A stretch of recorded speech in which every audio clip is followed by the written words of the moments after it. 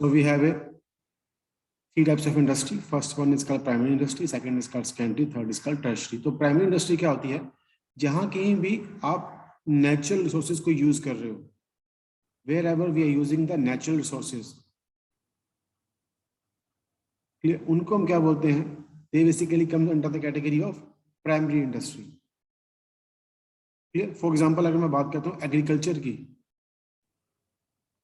Agriculture जो है वो क्या है? वो एक प्राइमरी इंडस्ट्री है, जहां पे फॉर एग्जांपल इफ ऐसे आप वीट ग्रो कर रहे हो, clear, that comes under agriculture, और वो किस में आ गया? It is a part of primary industry. Clear. आप ओर्स फाइंड आउट कर रहे हो from the earth crust, ores, clear, या फिर आप क्रूड ऑयल निकाल रहे हो.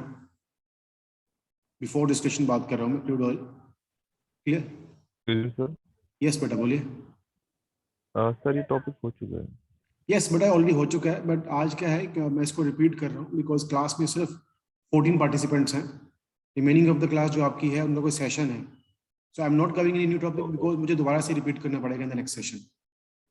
Okay okay, so I am just covering all the topics जो हमने अभी तक कर रखे हैं. एक रिवीजन टाइप आपका हो जाएगा सारे के सारे. Okay sir, no problem.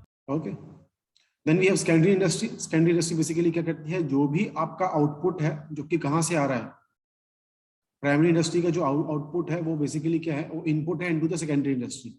इसको हम क्या करते हैं? प्रोसेस करते हैं. प्रोसेस करने के बाद we try to convert it into usable goods. For example अगर आप बना रहे हो ब्रेड, वो कहाँ से बनेगी? वीट से, जो कि क्या है? आउटपुट है किसका? एग्रीकल्चर का. That is our primary industry. Clear. आप आयरन और से अगर आप स्टील बना रहे हो या फिर आप कोई स्टील को आप कुछ कार बनाने के लिए यूज कर रहे हो, तो वो क्या यूजेबल गुड्स है, बट उसका प्राइमरी सोर्स क्या? और जो आपने फाइंड आउट की थी इन द प्राइमरी इंडस्ट्री, उसी को हम आगे प्रोसेस कर रहे हैं and we are using them. Okay, और इसके बाद तो आपका थर्ड वो है, वो क्या है? टर्शियरी इंडस्ट्री, जो कि बेसिकली क्या होता है? आपका सर्विस सेक्टर का पार्ट होता है. क्लियर. तो जो भी आपकी इंडस्ट्री है, फॉर एग्जांपल आपका ट्रांसपोर्टेशन है,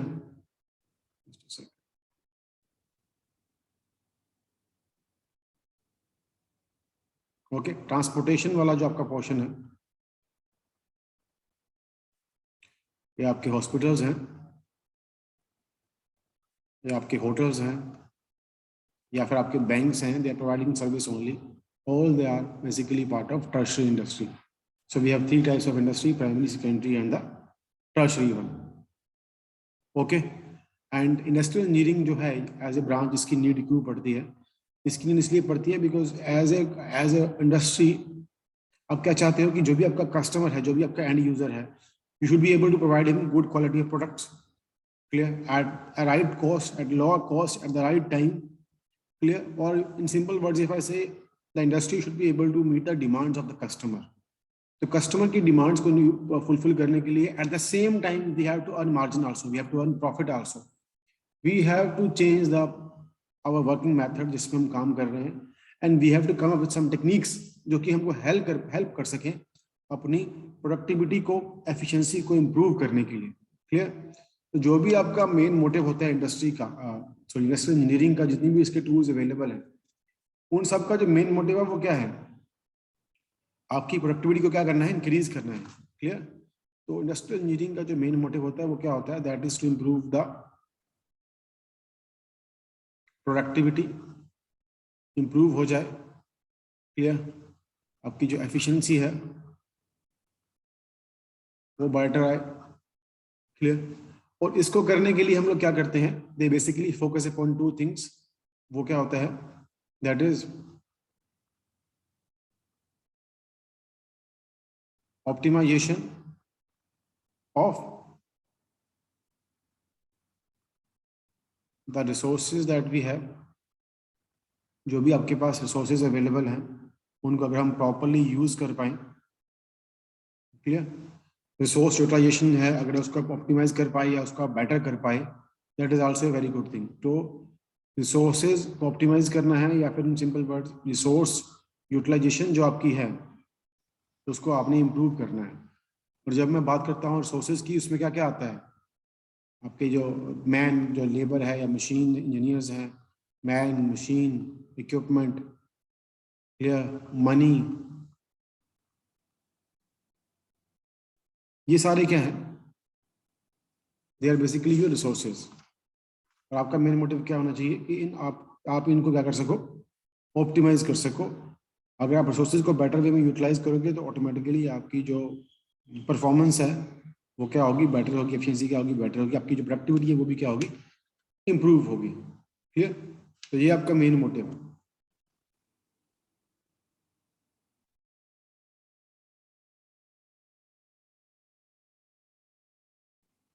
now next thing is that how we will do it. तो बहुत से टूल्स अवेलेबल हैं जो हम यूज कर सकते हैं ये सब कुछ करने के लिए। तो इंडस्ट्रियल टूल्स बहुत से हैं ऐसे अवेलेबल जिसके थ्रू आप इन सबको अचीव कर सकते हो। वो उसमें जो सबसे फर्स्ट टूल जो हमने डिस्कस किया था वो क्या था? That is about the method study.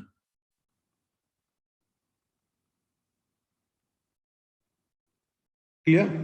तो आपके पास जो मेथड स्टडी होती है, जिसका एक और नाम, सॉरी, मेथड स्टडी जो है बेसिकली, और दूसरा आपके पास क्या होता है? That is called time study. Okay, तो ये दो जो टूल्स हैं एक्चुअली ये किसका पार्ट है? They are basically part of the work study. Clear? तो या तो आप इनको इंडिविजुअली पढ़ लीजिए या फिर आप ये समझिए कि इंडस्ट्रियल इंजीनियरिंग का जो एक टूल है वो क्या है? Work study. और उस वर्क स्टडी को हम दो पार्ट्स में डिवाइड करते हैं। First one is called method study और time study. Clear? Method study का जो एक और नाम अवेलेबल है वो क्या है? Motion study. सो मेथड स्टडी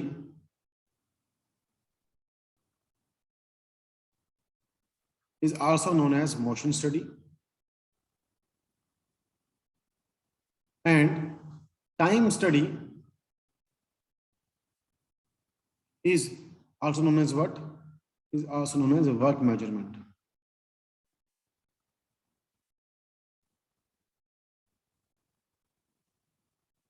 क्लियर?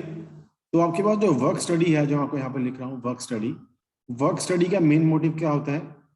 दो चीजों के लिए। एक होता है इफेक्टिवनेस को इंप्रूव करना है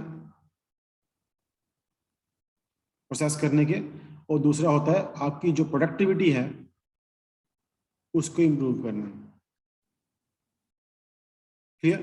तो इफेक्टिवनेस या फिर आपकी जो प्रोडक्टिविटी है ये इंप्रूव करना मेन मोटिव है किसका? वर्क स्टडी का।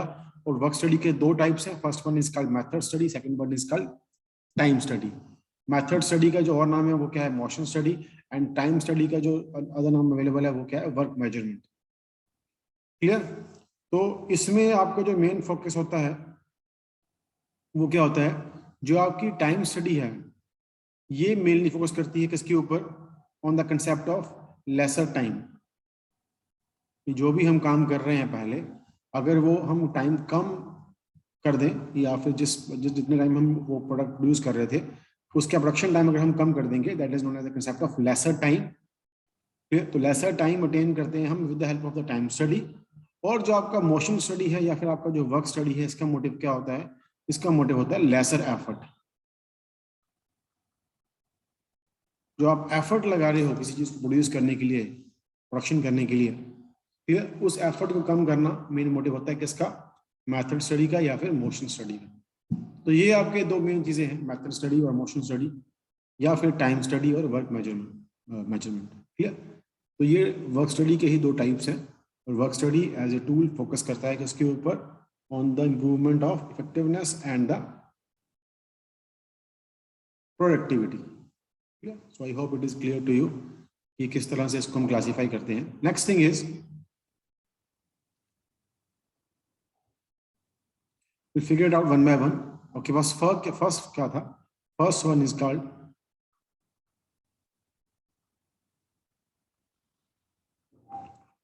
वर्क स्टडी का जो आपका पहला टाइप था वो क्या था? That was called motion study.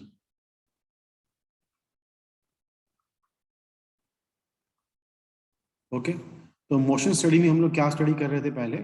Motion study basically is what? It is a group of activities, in simple words if I write, if it is group of activities, clear, used to find the alternate method, used to find alternate method। आप कोई काम कर रहे हो already, किसी method आपके पास कोई available है, बट मोशन स्टडी में हम उसको दोबारा से स्टडी करते हैं, एनालाइज करते हैं, एग्जामिन करते हैं और ट्राई करते हैं कि उस मेथड को, उस प्रोसेस को करने के लिए हम एक नया अल्टरनेट मेथड डेवलप करें जो कि उस टाइम को कम टाइम, सॉरी उस वर्क को कम एफर्ट से करने के लिए हमारी जो हेल्प करे।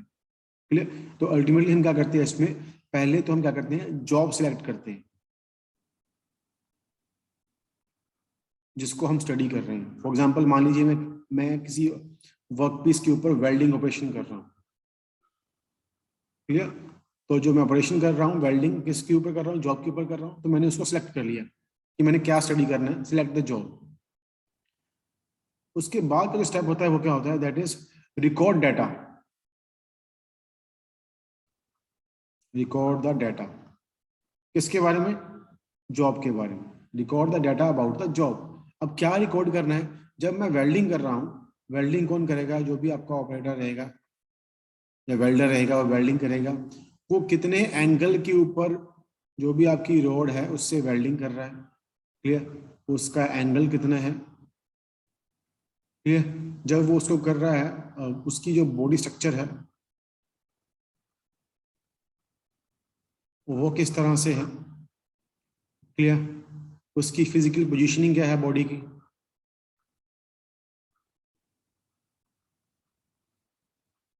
स्टैंडिंग वे में कर रहा है। क्लियर? और he is sitting on something जिसके ऊपर बैठ के वेल्डिंग कर रहा है, कंफर्टेबल है या फिर नहीं है। क्लियर? क्या क्या पैरामीटर्स हैं, किस टेम्परेचर के ऊपर हम वेल्डिंग कर रहे हैं, उसका टेम्परेचर कितना है। क्लियर? किस मटेरियल के ऊपर वेल्डिंग कर रहे हैं, इलेक्ट्रोड जो यूज कर रहे हैं वो कौन सी है। क्लियर? इसके अलावा बहुत से फैक्टर्स हैं जो हम क्या करेंगे, एनालाइज कर लेंगे, उन सबको क्या कर लेंगे, हम रिकॉर्ड कर लेंगे। सो record the data about the job, और हम क्या करेंगे, साथ में वीडियोग्राफी करेंगे, हम उसको वीडियो बना के रिकॉर्ड कर लेंगे इस सारे प्रोसेस को। क्लियर? अब डाटा रिकॉर्ड करने के बाद हम क्या करेंगे, हम उसको एग्जामिन करेंगे। एग्जामिन में हम क्या करेंगे, हम ट्राई करेंगे क्या निकालने का कि कहाँ कहाँ पे आपके पास कुछ ड्रॉबैक्स दिख रहे हैं आपको, जो कि आपको रोक रहे हैं उस वर्क को इफेक्टिवली करने से। तो उनको एग्जामिन करना है जो भी आपके पास डाटा अवेलेबल है। और एग्जामिन करने के बाद आपने क्या चेक करना है, एग्जामिन करने के बाद आपको डेवलप करना है alternate method. Develop alternate method. Clear? और मैं आपको ये नहीं बोल रहा हूँ कि उसने एग्जामिन कर लिया और उसने अल्टरनेट मेथड निकाल दिया। एग्जामिन करने के बाद वो अल्टरनेट मेथड को प्रपोज करेंगे। क्लियर? इटरेशंस करेंगे, मान लीजिए उसने फर्स्ट टाइम ट्राई किया और रिजल्ट अच्छे नहीं आए, second time, third time, fourth time, ultimately वो सब करने के बाद जो बेस्ट अल्टरनेट मेथड है वो आपने डेवलप करना है। वहां पे develop the best alternate method after doing the iterations, और उस मेथड को क्या करना है, फिर आपने इंस्टॉल करना है। तो नेक्स्ट स्टेप क्या आ गया, install the best alternate method. फिर उसको इंस्टॉल करने के बाद आपने क्या करना है, मेंटेन करना है उस मेथड को जो आपने इंस्टॉल किया। सो maintain the installed method. Clear? तो पहली चीज क्या है, जॉब को सिलेक्ट कर लिया आपने। जॉब को सिलेक्ट करने के बाद आपने डाटा जो था वहां का उस जॉब के रिगार्डिंग वो सारा रिकॉर्ड कर लिया। उसके बाद उस डाटा को आप लोग एग्जामिन करोगे। एग्जामिन करने के बाद you have to develop alternate method. Clear? After doing lot of iterations, and you have to install the best alternate method जो भी अवेलेबल है इटरेशंस के बाद, and after that we have to maintain the installed method जो भी alternate method आपने यहाँ पे अप्लाई किया था वहां पे। तो ये आपका जो एंटायर थिंग है मोशन स्टडी का, इसका फोकस किसके ऊपर है, इसका फोकस है मेनली किसके ऊपर, on the concept of lesser effort. आप जो अल्टरनेट मेथड वहां पे प्रपोज कर रहे हो वो किस लिए कर रहे हो, कि जो जॉब आप पहले कर रहे थे जिस मेथड से, आपके मेथड को अप्लाई करने के बाद उस जॉब को करने के लिए जो एफर्ट रिक्वायर्ड है वो क्या हो, कम हो जाए। तो लेसर एफर्ट को प्रमोट करने के लिए हम क्या कर रहे हैं, मोशन स्टडी या फिर जो मेथड स्टडी वाला कंसेप्ट है उसको हम अप्लाई करते हैं। Collectively we can say it is a group of activities used to find the alternate method. That is the best definition of motion study I can say. Clear? Now I think आपको थोड़ा better idea मिला होगा कि motion study में हम लोग क्या करते हैं. Now what is the next thing? Work study के अंदर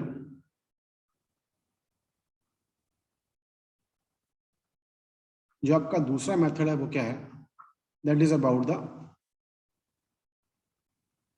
टाइम स्टडी. क्लियर? तो इसमें क्लियर है, जब मैं बात कर रहा हूं टाइम स्टडी की तो मेरा मोटिव क्या है, फोकस क्या है मेरा? I am working with the concept of lesser time. Clear? Time study में आपका मोटिव क्या होता है कि आप टाइम की जितनी स्टैंडर्ड को स्टडी करते हो और ट्राई करते हो कि जो आपका टाइम है उसको प्रोडक्ट को प्रोड्यूस करने के लिए वो क्या हो जाए, कम हो जाए. क्लियर? अब ये करने के बहुत से मेथड हैं, डायरेक्ट और इनडायरेक्ट. क्लियर? बट अभी आपको जो मैं करवाने वाला हूँ उससे पहले कि इसके अंदर आप कौन कौन से जो टर्म्स इनको स्टडी करते हो. तो टाइम स्टडी में जो टर्म्स इंपॉर्टेंट है वो क्या है कि फर्स्ट वन क्या है, what is the observe time. Second is what is the normal time. And third one is what? Third one is called standard time.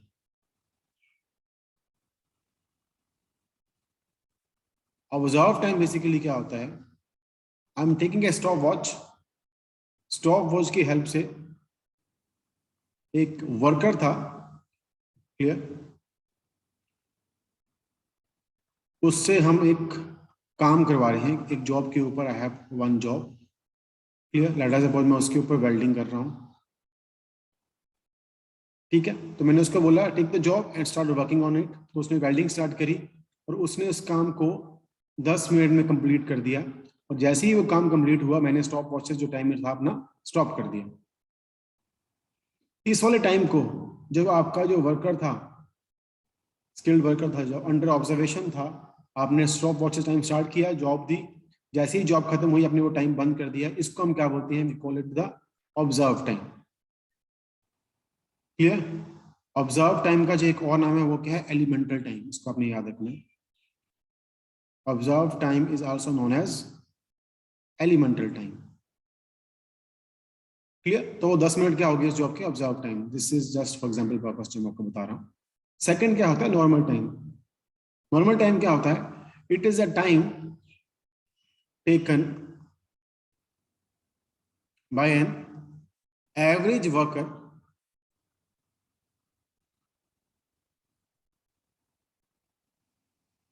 In normal condition.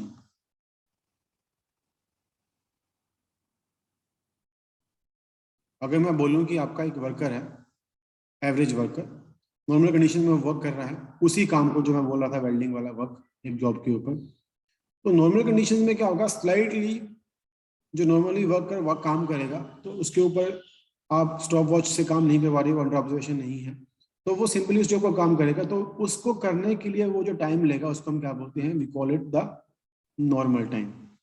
और वो हमेशा ही क्या होता है? ज्यादा होता है किससे? As compare to the observe time. Clear? Until unless वो बहुत ही हाईली स्किल्ड वर्कर है, क्लियर, या कुछ एक्स्ट्राऑर्डिनरी वर्कर है, उस पॉसिबिलिटी को अगर हम छोड़ दें तो नॉर्मल एवरेज स्किल्ड वर्कर जो रहेगा वो नॉर्मली उस काम को करने के लिए ऑब्जर्व टाइम से ज्यादा टाइम लगाएगा. क्लियर? मतलब वो 10 मिनट से क्या लेगा?